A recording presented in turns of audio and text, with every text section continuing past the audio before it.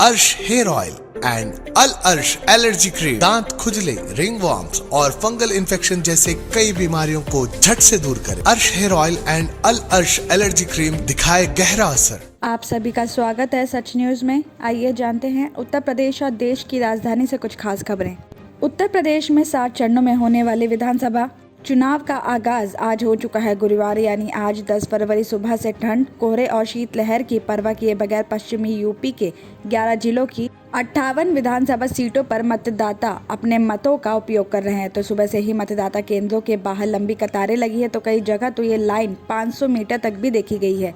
तो इस बीच कई जगहों से मतदान के बहिष्कार की भी खबर है, तो कहीं ईवीएम खराब होने की भी। और साथ ही यही नहीं, समाजवादी पार्टी लगातार ट्वीट करके तमाम पोलिंग बूथों पर आ रही समस्याओं की भी शिकायत कर रही है। आपको बता दें कि समाजवादी पार्टी सुबह से ही लगातार ट्वीट्स करके ईवीएम ना चलने और मतदान केंद्रों में अलग अलग तरह की गड़बड़ियों के आरोप लगा रही है। समाजवादी पार्टी ने अपने एक ट्वीट में भी कहा है कि आगरा जनपद के फतेहाबाद के बूथ संख्या 237 पर बीजेपी लोगों को वोट नहीं डालने दे रही है। तो वहीं गाजियाबाद के एक मतदान केंद्र पर लगी लंबी कतार, यहाँ लोग सुबह ही इसी तरह अपने मतदारी का प्रयोग कर रहे हैं और इनका कहना है कि पहले मतदान फिर जलपान। साथ ही नोएडा और ग्रेटर नोएडा में भी मतदान के लिए लोग पहुंच रहे हैं। तो वहीं गाजियाबाद के लोनी के मंडोला में भी गठबंधन प्रत्याशी के बस्तों पर मतदाता पर्ची के लिए लोगों की रही भीड़ और क्षेत्र में बीजेपी के बस्तों पर भी मतदाताओं की संख्या कम है।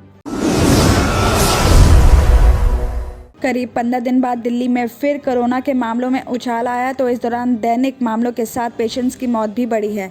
आपको बता दें कि बुधवार को स्वास्थ्य विभाग ने बताया कि पिछले एक दिन में 1317 लोग कोरोना संक्रमित मिले हैं, जो बीते मंगलवार की तुलना में करीब 200 ज्यादा हैं। तो इनके अलावा पिछले एक दिन में 13 पेशेंट्स की भी मौत हुई है। तो वहीं एक दिन पहले 8 फरवरी को भी 12 मौतें दर्ज की गई थी। तो इसी तरह पिछले एक दिन में 1908 पेशेंट्स की छुट्टी भी दे दी गई है। विभाग के अनुसार बताया जा रहा है कि पिछले एक दिन में 62,556 सैंपल्स के जांच में 2.11% कोरोना संक्रमित मिले हैं। हालांकि जांच के आंकड़ों को देखें तो पिछले कुछ दिनों से रोजाना 40 से 55,000 के बीच सैंपल्स के टेस्ट हो रही थी, लेकिन पिछले एक दिन में दैनिक जांच को लेकर इजाफा देखने को मिला है। तो दिल्ली में अभी 23,052 इलाके कंटेनमेंट जोन में हैं। बताया जा रहा है कि दिल्ली में अभी भी कोरोना के 6,304 सक्रिय मामले हैं, जिनका ट्रीटमेंट अलग अलग जगहों पे चल रहा है और इनमें से 4,164 पेशेंट्स अपने घरों में ही आइसोलेट है, लेकिन हॉस्पिटल्स में 800 पेशेंट एडमिट है, जिनमें से 79 की टेस्ट रिपोर्ट नहीं आई है। वहीं अभी हॉस्पिटल में एडमिट पेशेंट्स में से 307 आईसीयू में हैं, जबकि 259 पेशेंट्स का ट्रीटमेंट ऑक्सीजन थेरेपी के जरिए चल रहा है और इसके अलावा 70 पेशेंट्स की हालत गंभीर है, जिनका ट्रीटमेंट वेंटिलेटर पे भी किया जा रहा है। तो वहीं इसके अलावा कोरोना वैक्सीनेशन को लेकर विभाग ने भी जानकारी दी है कि अब तक 1.27 करोड़ वयस्क आबादी दोनों डोज लेकर वैक्सीनेशन खत्म कर चुके हैं। तो वहीं 15 से 17 वर्ष की आयु के 10 लाख किशोरों को भी डोज मिली है। कर्नाटक से शुरू हुए हिजाब विवाद पर राजनीति लगातार बढ़ती जा रही है और अब AIMIM के प्रमुख असदुद्दीन ओवैसी इस मामले में पीएम मोदी, नरेंद्र मोदी और भारतीय जनता पार्टी को लेकर आए हैं। मुरादाबाद में चुनाव प्रचार के दौरान असदुद्दीन ओवैसी ने कहा कि केरल हाई कोर्ट ने जोर देकर कहा कि बुर्का, हिजाब और चादर इस्लाम की एक अनिवार्य विशेषता है। अगर संसद में पीएम नरेंद्र मोदी और बीजेपी नेता दाढ़ी और टोपी के साथ आ सकते हैं, तो बच्ची क्लास में हिजाब पहनकर जा रही है, तो आप उसे क्यों रोक रहे हैं? आप उसे पढ़ाई करने दें।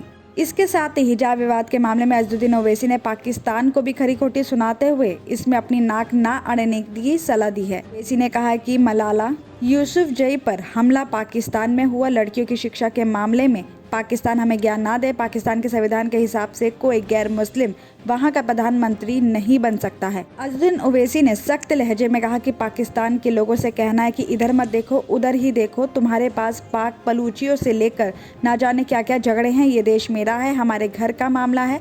आप इसमें अपनी नाक या टांग मत अड़ाओ, वरना जख्मी हो जाएगी तुम्हारी टांग और नाक। आपको बता दें कि मलाला यूसुफजई ने हिजाब विवाद पर ट्वीट किया था और कहा था कि हिजाब पहने हुई लड़कियों को स्कूलों में एंट्री देने से रोकना भयावह है। कम या ज्यादा कपड़े पहनने के लिए महिलाओं पर हमला किया जाता है। भारतीय नेताओं को मुस्लिम महिलाओं को हाशिए पर जाने से रोकना चाहिए।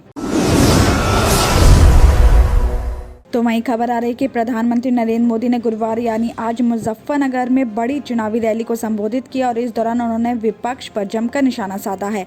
सबसे ज्यादा समाजवादी पार्टी, बसपा और कांग्रेस निशाने पर थी और इस बीच प्रधानमंत्री नरेंद्र मोदी ने मुस्लिम महिलाओं और बेटियों का भी जिक्र किया। बगैर हिजाब का नाम लिया उन्होंने इस मुद्दे पर भी अपनी राय रख दी। प्रधानमंत्री ने 40 मिनट के अपने इस भाषण में 5 मिनट तक सिर्फ मुस्लिम बहन बेटियों के बारे में ही बोला। उन्होंने 3 तलाक और मुस्लिम महिलाओं के उत्पीड़न का मुद्दा उठाया।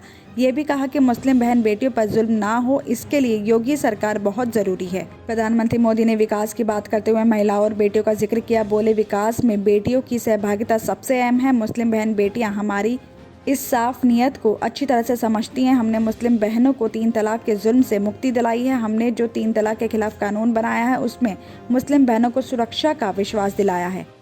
दिल्ली और उत्तर प्रदेश की खबरों में आज इतना ही। बाकी देश भर की और तमाम खबरें जानने के लिए देखते रहिए सच न्यूज।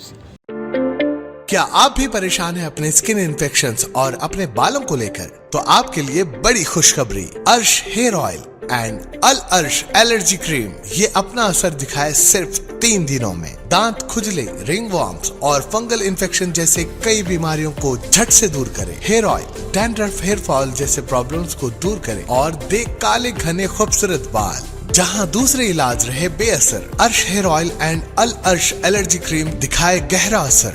मजीद मालूमात के लिए अभी कॉल करें 7095661743, 8074667316 या फिर 9381328844। हमारा पता है बहादुरपुरा एक्स रोड, अल अर्श medical hall, beside Akbar Hussain hospital. Available at Amazon and Flipkart। याद रखें, स्किन और हेयर प्रॉब्लम का इलाज अल अर्श एलर्जी क्रीम एंड अर्श हेयर ऑयल एक बार जरूर इस्तेमाल करें।